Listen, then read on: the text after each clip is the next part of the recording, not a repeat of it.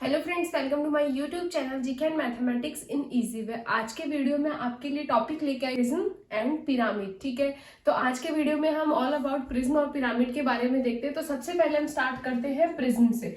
तो प्रिज्म होता क्या है, इसकी डेफिनेशन क्या होती है, वो आपको पता होनी चाहिए। बाकी सेकंड पॉइंट है कि प्रिज्म और पिरामिड को लेकर कई स्टूडेंट भी कंफ्यूज रहते हैं, तो वो चीज भी आपको यहाँ पे देखने को मिलेगी।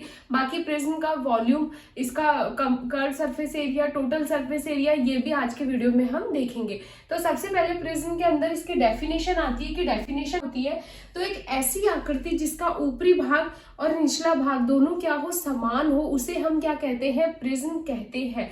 तो जो प्रिज्म होता है उसमें मैंने आपको बताया कि इसका जो ऊपरी भाग होता है और निचला भाग होता है वो दोनों क्या होते हैं, सेम होते हैं। सपोज मैंने यहाँ पे बनाया एक ट्राइंगल, ठीक है, और इसके नीचे एज इट इज मैं क्या बनाने वाली हूँ, एक और ट्राइंगल। आकृति जिसका ऊपरी भाग और निचला भाग दोनों सेम होते हैं, ठीक है, उस आकृति को हम क्या कहते हैं, प्रिज्म कहते हैं। ये आपको ध्यान रखना है। ऊपरी भाग जो है इसका, ये मैंने एक ट्राइंगल लिया है और निचले भाग भी क्या लिया है, ट्राइंगल लिया है, त्रिभुज लिया है। तो इस आकृति को हम क्या बोलेंगे, प्रिज्म बोलेंगे। इस प्रिज्म में मैंने ऊपरी भाग लिया है एक ट्राइंगुलर शेप और इसका निचला भाग भी मैंने क्या लिया है, ट्राइंगुलर शेप। उसके ठीक है, पहली बात तो क्या हो गया, इसका जो बेस पार्ट है और जो ऊपरी पार्ट है वो दोनों सेम होंगे। सेकंड थिंग आपको इसके अंदर याद क्या रखनी है कि जो इसका चारों तरफ का पार्ट होगा, ठीक है, वो या तो आपको आयत देखने को मिलेगा या वर्ग इस टाइप से आपको देखने को मिलेंगे। जैसे कि आप अगर देखते हो तो ये साइड वाला पार्ट, ठीक है, ये किस शेप का आ रहा है, आपका आयत की शेप का आ रहा है। उधर वाला पार्ट भी क्या आ रहा है, एक आयताकार आ रहा है। पीछे वाला पार्ट भी एक आयत आएगा, ठीक है। सपोज ये तो मैंने ट्रायंगुलर प्रिज्म लिया है। सेकंड प्रिज्म मैंने यहाँ ये लिया है जिसके नीचे मैंने क्या बनाया है, वर्ग बनाया है, स्क्वायर बनाया है और ऊपरी भाग भी क्या बनाया है, वर्ग बनाया है, ठीक है। इस तरीके से आप आयत भी ले सकते हो, पंचभुज भी ले सकते हो, षटभुज भी ले सकते हो, लेकिन इसकी कंडीशन यही है कि ऊपरी भाग और निचला भाग दोनों सेम होने चाहिए। बाकी हम इसके अंदर भी साइड वाला पार्ट देखते हैं, तो इसके अंदर भी साइड वाला पार्ट किसको रिप्रेजेंट कर रहा है, आयत को। सामने वाला भी एक आयत है और लेफ्ट साइड वाला भी आयत है और जो पीछे की साइड है वो भी क्या है, एक आयत, ठीक है। तो इसमें आपको बिल्कुल भी कंफ्यूज होने की जरूरत नहीं है कि जो प्रिज्म है इसकी आकृति कैसी होती है, तो बिल्कुल आपको समझ में आ रहा होगा। अब इसके अंदर आपको तीन फॉर्मूलाज याद रखने हैं। सबसे पहले तो इसका आता है वॉल्यूम, जिसे हम क्या कहते हैं, इसका आयतन, ठीक है। एक आपको याद रखना है इसका CSA और एक याद रखना है TSA। CSA का मीन्स हो गया आपका पार्श्व पृष्ठीय क्षेत्रफल और TSA का मीन्स क्या हो गया, आपका टोटल सरफेस एरिया या फिर कि संपूर्ण पृष्ठीय क्षेत्रफल। तो देखो वॉल्यूम या आयतन क्या होता है, मैंने प्रीवियस वीडियो में भी आपको बताया। एक कोई भी शेप अगर आप लेते हो, ठीक है, 3D के अंदर होगी कि इसकी कितनी कैपेसिटी, अगर आप इसमें कोई लिक्विड डालते हो तो वो इसको कितना कंप्लीटली कितना इसको ले सकती है लिक्विड को। तो जितना लिक्विड ये अपने अंदर समा लेगी उसी लिक्विड को हम क्या बोल सकते हैं, इसका आयतन, ठीक है। अब इसका आयतन क्या होता है, प्रीवियस वीडियोज में मैंने आपको ये भी बताया कि अगर आपको आयतन कभी भी निकालना हो और ऐसी शेप हो जो नीचे से ऊपर तक सेम दिख रही हो आपको, जैसे कि ये नीचे भी इस तरीके का, ऊपर भी इस तरीके का, ये नीचे इस तरीके का, ऊपर भी इस तरीके का, तो आपको क्या करना है, जब ऐसे सेम दिख रही हो तो इसका वॉल्यूम कैसे निकालना है, जो नीचे वाला एरिया आ रहा है, ठीक है, इसका क्या निकालना है, यानी आधार का क्षेत्रफल निकाल के उसको किससे इंटू करना है, हाइट से इंटू करना है, ठीक है। तो जब आप इसका आयतन निकालोगे तो आपको इसका फॉर्मूला क्या लिखना है, आधार का क्षेत्रफल इंटू ऊंचाई, जिसे हम किससे रिप्रेजेंट कर देते हैं, h से, ठीक है। h इसकी ऊंचाई हो गई। कहीं से भी आप देख लो ऊंचाई तो सब में सेम ही आने वाली है, तो हम इसको क्या लिखेंगे, आधार का क्षेत्रफल इंटू ऊंचाई। क्लियर। उसके बाद जो आता है इसका कर्व सरफेस एरिया, यानी आपको केवल चारों तरफ का एरिया फाइंड करना है। तो चारों तरफ का एरिया इसमें होता है आधार का परिमाप इंटू ऊंचाई, आधार का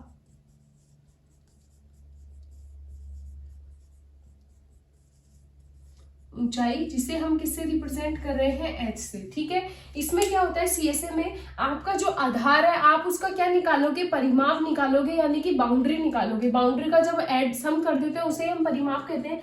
यानी आपको क्या करना है, इस पूरी बाउंड्री का सम करना है और उसको ऊंचाई से इंटू करना है। जैसे ही आप ऐसे करोगे तो आपका कर्व सरफेस एरिया आ जाएगा, यानी कि क्या आ जाएगा, आपका वक्र पृष्ठीय क्षेत्रफल, ठीक है। नेक्स्ट आपका आता है टोटल सरफेस एरिया। देखो टोटल सरफेस एरिया क्या होता है, जब नीचे से ऊपर तक आकृति अगर आपको सेम दिख रही है, आपने चारों तरफ का भी एरिया निकाल लिया है, तो अब आपको ऊपर और नीचे का एरिया ही क्या करना है, उसमें ऐड करना है। अब इसमें नीचे देखो, जो आधार है वो के वो ही ऊपर वाला पार्ट है।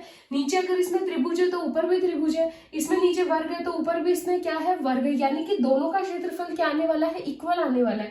तो टोटल सरफेस एरिया के अंदर आपको क्या करना है, चारों तरफ का एरिया तो लेना ही लेना है और उसमें ऐड करना है ऊपर का भी और नीचे का भी। ऊपर और नीचे तो दोनों सेम है, तो हम इसको क्या लिख देते हैं, 2 गुना आधार का क्षेत्रफल। आधार का क्षेत्रफल, अब आपका आधार कुछ भी होगा उसका 2 से इंटू करने का मतलब क्या हो गया कि ऊपर और नीचे दोनों का ले लिया और उसके बाद चारों तरफ का अगर ऐड कर देते हैं तो ये कंप्लीट आकृति का आ जाएगा क्षेत्रफल। तो उसे हम क्या कहेंगे, टोटल सरफेस एरिया, या फिर हम क्या कहेंगे, संपूर्ण पृष्ठीय क्षेत्रफल। ठीक है, आई होप आपको ये तीनों के तीनों फॉर्मूलाज बिल्कुल समझ में आ गए हो। अगर आपको प्रिज्म से रिलेटेड और कोई भी प्रॉब्लम आती है तो आप मुझे कमेंट करके बता सकते हो।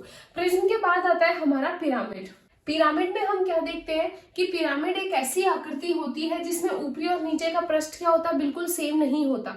ठीक है, जैसे प्रिज्म में होता था वैसा कुछ भी नहीं होता इसके अंदर। इसके अंदर जो ऊपरी भाग होता है उस पर केवल एक पॉइंट होता है और जो नीचे का पृष्ठ होता है, ठीक है, वो क्या होता है, वो आपका बहुभुज होता है। चाहे वो त्रिभुज हो सकता है, चतुर्भुज, पंचभुज, षटभुज, कुछ भी हो सकता है। ठीक है, तो ये आपको याद रखना है कि ऊपरी पार्ट जो होता है वो बिल्कुल एक पॉइंट के इक्वल होता है और जो निचला वाला भाग होता है वो आपका कोई भी बहुभुज होगा। सपोज मैंने यहाँ पे एक ट्रायंगुलर शेप ली है, इसमें मैंने एक त्रिभुज लिया है और ऊपर एक पॉइंट लिया है और त्रिभुज इस पॉइंट को इसके सारे वर्टेक्स से मिला दिया। ठीक है, तो ये क्या बन गया, एक त्रिभुजाकार पिरामिड बन गया। पिरामिड के अंदर के जो होता है ना, पिरामिड की शेप इस तरीके से होती है। आपने मिस्र के पिरामिड देखे होंगे, उसमें ऊपर केवल आपको क्या दिखेगा, एक पॉइंट दिखेगा। ठीक है, जैसे मंदिर में भी कई गुंबद बने हुए होते हैं इस टाइप के, तो ऊपर केवल एक पॉइंट होता है इसके अंदर और नीचे जो है वो आपका बहुभुज होता है, चाहे त्रिभुज, चतुर्भुज, आप कुछ भी ले सकते। उसके बाद आपको क्या ध्यान रखना है, अगर आप इस पॉइंट से शेप को ओपन कर देते हो, सपोज मैं इस वाली शेप को अगर मैं ओपन करती हूँ तो ये मेरा बीच में एक ट्रायंगल था, जो मेन ट्रायंगल है, ये वाला ट्रायंगल मैंने ये बनाया है यहाँ पे। ठीक है, अब क्या हुआ, जैसे ये ओपन होगा ये वाली फेस यूं आएगा, ये वाला फेस यूं आएगा और ये वाला फेस क्या हो गया, यूं आ गया।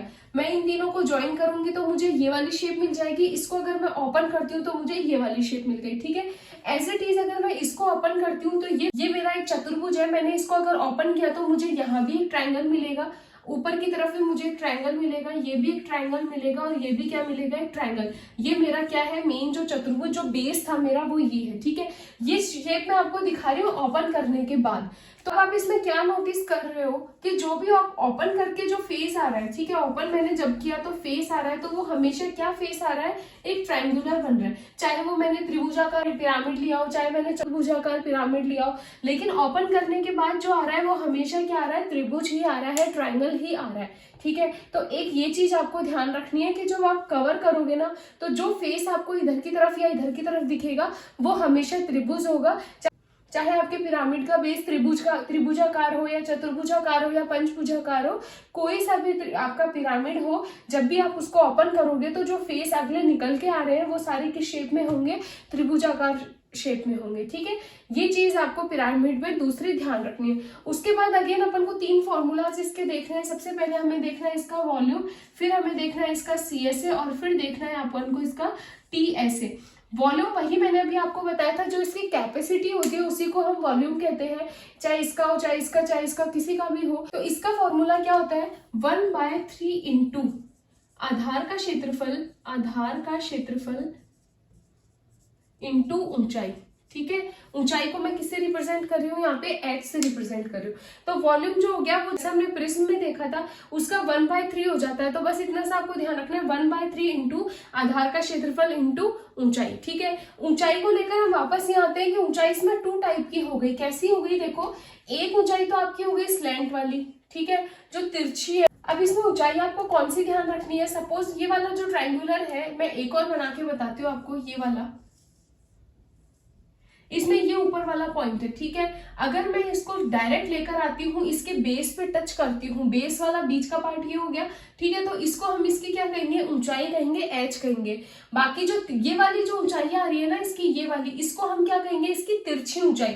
तो ये भी आपको याद रखना है, इसकी कौन सी ऊंचाई हो गई, तिरछी ऊंचाई। हमें काम में लेना है तो ये तिरछी ऊंचाई अलग होगी और जो डायरेक्ट ऊंचाई आएगी वो इसकी क्या आएगी, वो इसकी प्रॉपर ऊंचाई होगी, ये होगी इसकी तिरछी ऊंचाई। फॉर्मूला क्या आ गया, 1/3 इंटू आधार का क्षेत्रफल इंटू ऊंचाई। ठीक है, एक साथ आपका सी ऐसे यानी कर्व सरफेस एरिया, हमें लेना है चारों तरफ का एरिया। तो चारों तरफ का एरिया लेने के लिए हम इसमें क्या करेंगे, अगेन आधार का परिमाप इंटू, अब वहां हमने ऊंचाई ली थी, ठीक है, लेकिन हमारे कर्व सरफेस एरिया यानी चारों तरफ जो है तिरछी ऊंचाई काम में आ रही है, तो हम यहाँ क्या लिखेंगे, आधार का परिमाप इंटू तिरछी ऊंचाई।